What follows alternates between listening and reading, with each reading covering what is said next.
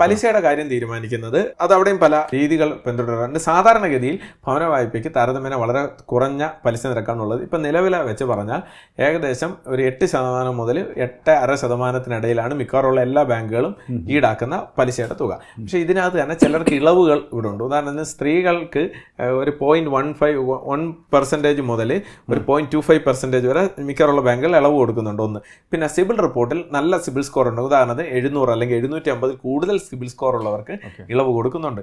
അത്തരത്തിൽ ഇൻട്രസ്റ്റ് റേറ്റിൽ ഇളവുകൾ കിട്ടുന്നുണ്ട്.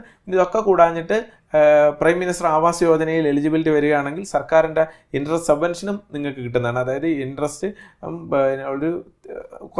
ഒരു ഗവൺമെൻറ് സബ്സിഡി പോലെ നിങ്ങൾക്ക് തരും. അതും ആദായമാണ്. അത് മാക്സിമം എത്രയാണ്? 45.